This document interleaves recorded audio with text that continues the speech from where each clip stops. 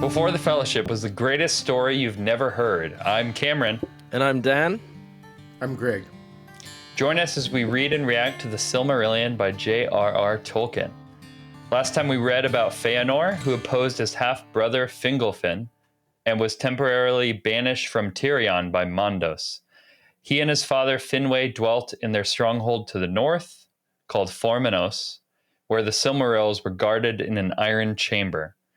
Melkor, whose treacherous works were now brought to light, fled to the north, apparently toward his old fortress, Utumno. Today we begin Chapter 8 of Quenta Silmarillion, which can be found on page 73 of the second edition. Of the Darkening of Valinor. When Manwë heard of the ways that Melkor had taken, it seemed plain to him that he purposed to escape to his old strongholds in the north of Middle-earth, and Orome and Tulkas went with all speed northward, seeking to overtake him if they might. But they found no trace or rumor of him beyond the shores of the Teleri, in the unpeopled wastes that drew near to the ice. Thereafter the watch was redoubled along the northern fences of Aman, but to no purpose. For ere ever the pursuit set out Melkor had turned back, and in secrecy passed away far to the south. For he was yet as one of the Valar, and could change his form, or walk unclad, as could his brethren, though that power he was soon to lose forever. Thus unseen he came at last to the dark region of Avathar. That narrow land lay south of the Bay of Eldamar, beneath the eastern feet of the Pelori, and its long and mournful shores stretched away into the south, lightless and unexplored. There, beneath the sheer walls of the mountains and the cold, dark sea, the shadows were deepest and thickest in the world. And there in Avathar, secret and unknown, Ungoliant had made her abode. The Eldar knew not whence she came, but some have said that in ages long before she descended from the darkness that lies about Arda, when Melkor first looked down in envy upon the kingdom of Manwë, and that in the beginning she was one of those that he corrupted to his service.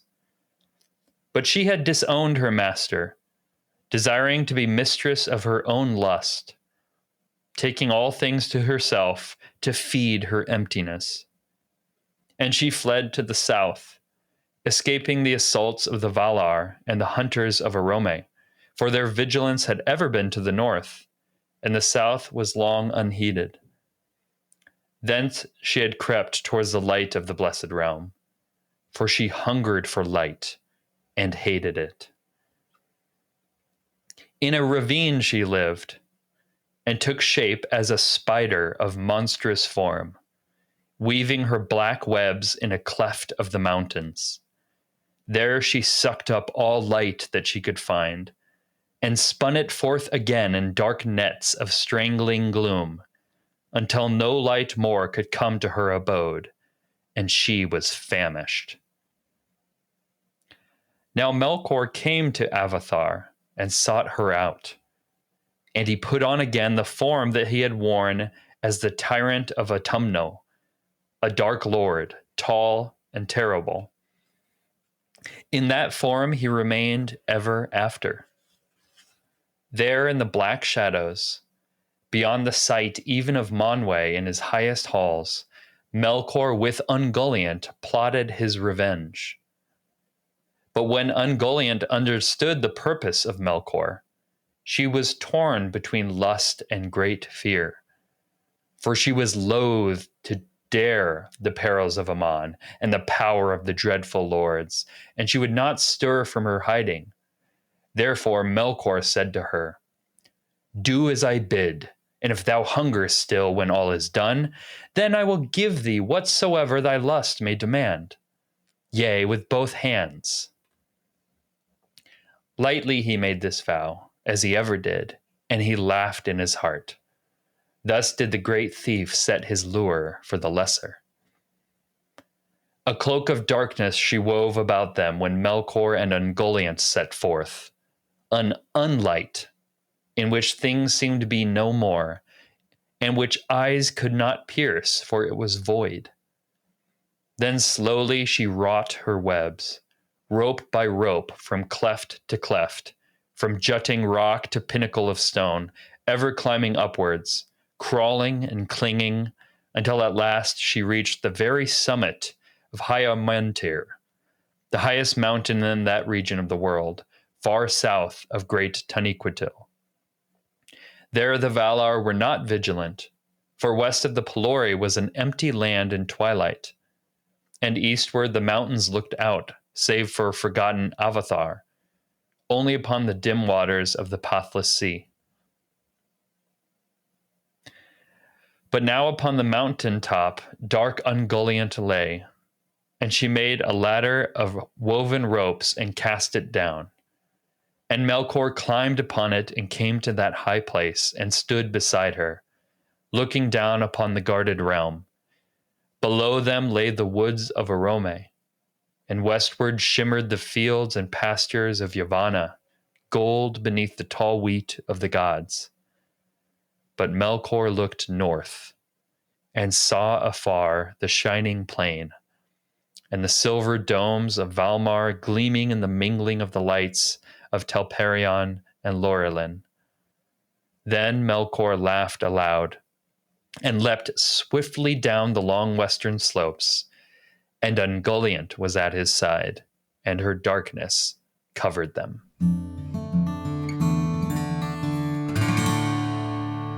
So, in summary, Arome and Tolkis pursue Melkor in vain. As it turns out, because Melkor feigned to retreat to the north, but really went south to the dark region of Avathar, where lived Ungoliant, a lustful being in the form of a monstrous spider. Ungoliant fed on light and wove black webs. Ungoliant makes a deal with Melkor, promising to provide whatever satiated her gluttony, on the condition that she would help Melkor make his revenge on the Valar and Eldar. Shrouded in her darkness, the two begin their journey to Valinor. So before we started recording, I asked you guys if you've seen Arachnophobia, a 1990s film about spiders. I've actually never seen it. I've never seen it, but you guys talk about it. It's the scariest, spideriest film I've ever seen. My dad's a naturalist, and so he tries to instill in us, as my brothers and I, a love of nature, and that would include spiders, and to not fear them. And coming from England, there wasn't then any venomous spiders. There's now invasive species that are mildly venomous. But watching Arachnophobia at 12 years old was probably the biggest mistake. And I just remember my dad just chastising me and trying to tell me that they're not scary. And he's wrong. They're terrifying. Spiders, they are ugly, horrible creatures that shouldn't exist. It's fitting that Tolkien used the spider form for someone like Ungoliant, and it proves that spiders are evil, like pure evil. I mean, I was thinking, like, obviously there's some flawed characters who do good things and bad things, and their motivations are a little bit mixed. But the evil things in Tolkien are really, really evil. Right? Like, she eats light and expels like darkness, and like she kind of like takes light and she's then it always processes famished in her belly, and it's like she can't get enough. Yeah. She needs more and more light, more and more beauty to take in and twist into darkness. I like the description of the unlight, like a light that, or a darkness that sucks up all light. It's almost like how a black hole would work. Like you can't see it. Your eyes can't look through it because there's no light existing in that. And that is what Ungoliant lives in. It's just terrifying. Yeah. You can walk into that. It's kind of, I mean, it is like she's the opposite of the trees in a sense, like what we've been talking about. They give off this immense light, And even the Silmarils, I think, were described as they took light and they delighted in receiving light and gave it back in like new ways, right? But she's like the opposite of that, where it's just darkness everywhere. She's just this void. And you get the sense that Melkor like despises her, but has to use her. Like he's just like, what a nasty. And you know that she like Nasty despises him too. Yeah. You know, it's like the feelings mutual kind of situation. I mean, that's kind of what makes his evil, Tolkien's evil, so evil is like this line, she hungered for light and hated it. Oh, yeah. And that's kind of like we keep talking about Gollum and his corruption. Yeah. He like loved the ring and he hated it at the same time. Yeah. And there's something that when you just have that much darkness within you, you can't even enjoy the things that you're lusting after, or that, even if you do succeed in getting them. That's right. Yeah, it talks about her consumption as taking all things to herself to feed her emptiness. And it's like, it's just like it's a bottomless pit of emptiness. It just doesn't get filled. Ugh. I cannot wait till you guys hear when Melkor and Ungoliant make it to Valinor, or where they go. It's immediately after listening to this episode, if it's available, just turn on the next one, because it's so visually compelling, like the way it's described. Dan, don't read ahead. I'm not reading ahead.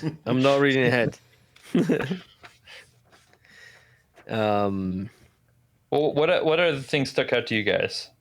This can be a short episode too. It's about spiders. Let's talk about I'm okay moving on. some of the places. Let's talk about some of the places that are introduced in. Avathar. Yeah, so Avathar, Bay of Eldamar, which I think has been introduced before.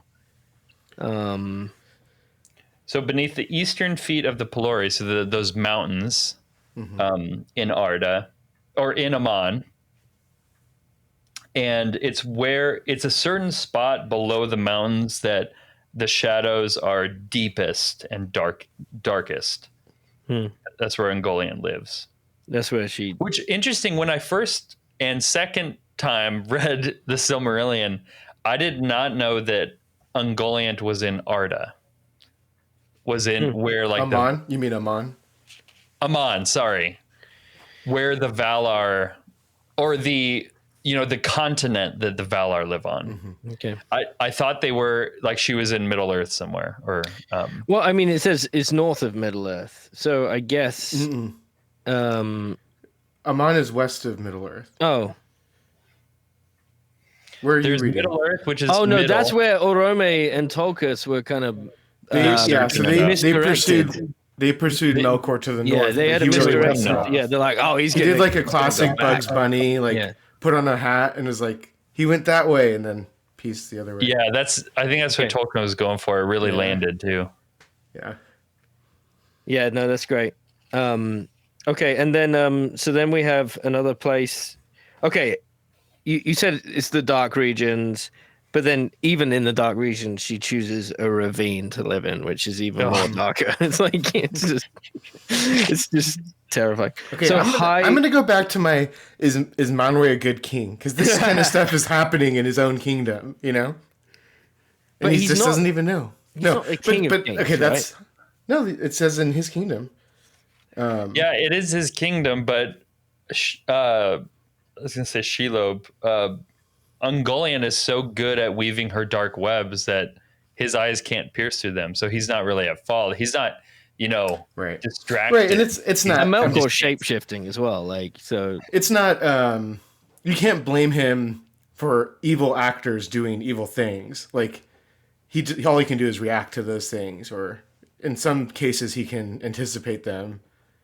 But yeah, she's just pure dag nasty evil.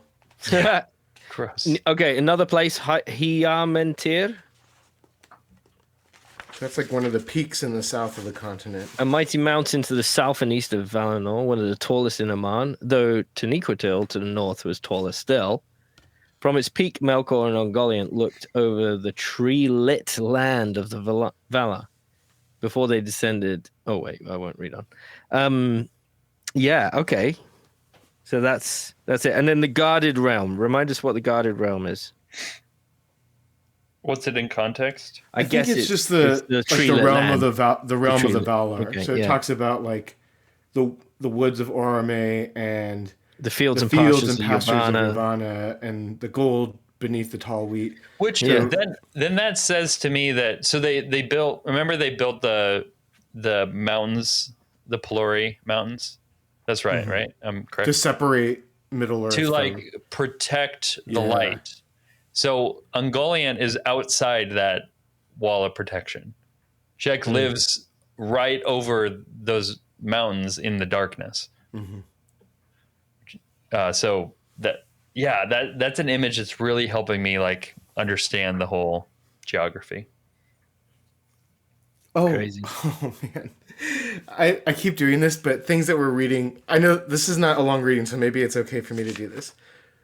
But I want to talk about Melkor a little bit, or point out at least that he's kind of becoming less and less like the rest of the Valar. He already was because he has these evil intentions, but it was saying he could change his form or walk unclad, but as could his brethren, though that power he was soon to lose forever. And then he kind of permanently takes on this form of a Dark Lord. And there's something about that. In the previous reading, he says to Feanor, "Am I not a Vala?" But we know from what we've read earlier that he is not counted among the Valar. He's kind of chosen to not be part of them, but he tries to wield that to his advantage in certain situations. But he's kind of like he's just being so corrupted by his own evil will that he's kind of like losing his resemblance to them, if that makes sense. Yeah, I like that reading. But he's found a companion who will listen to his lies, right? He's managed to convince her that like she can't see through it like Feanor did, whether it was a good thing or a bad thing. That motivated Feanor to like see through Melkor's lies. He just wins her over by saying, "Do as I bid, and if you're still hungry once we're all done, because we're gonna get a lot of food, by the way. If you didn't notice this, you'll get to eat so much light. I will give you whatsoever you lust with both hands. Like I will just keep feeding you personally." And then he's like laughing in his heart at his pathetic but successful plans. Yeah, what I wanted to highlight about him in particular is that he's not who he was supposed to be. He no longer is. And maybe from the beginning he drifted from who he was supposed to be, because he was pretty much the highest of the Ainur. Right? He's kind of like Phil Collins. He's not the man he used to be. Is that one of his songs? I think so, probably. I hope I got that. Is that a Harry right. Potter reference? Because this is it might have been. I might have got it wrong. This is the Silmarillion by J.R.R. Tolkien. Am I old enough to know who Phil Collins is? Didn't he write Disney songs? What? He did, yeah. He wrote Tarzan. Okay, I'm not old enough to know Disney. Not young enough to know Disney. No. Can I weekly tie this to something from a previous reading? Okay. Do it. I'll allow it. When Feanor is telling everything to Mandos responds to him and tells him, "You are guilty too, and Manwë's authority is everywhere, so you can't run from that." And then this is my favorite thing, when he says that he's going to be banished from Tirion for 12 years. He says, "In that time, take counsel with thyself, and remember who and what thou art." And I think that's pretty critical for Feanor. Like, that's really where the disconnect is. He's forgotten who he really is. Like, there's something he's kind of disintegrating. Like, his real integrated whole self is good, but as he kind of like falls apart and is seduced by, like, the Silmarils and Melkor's telling him these lies, that's when he starts to go off the rails. That's true of Melkor too. Like, he was supposed to be this bright, good Ainur, but he's lost sight of who he actually is, and now is just like deeply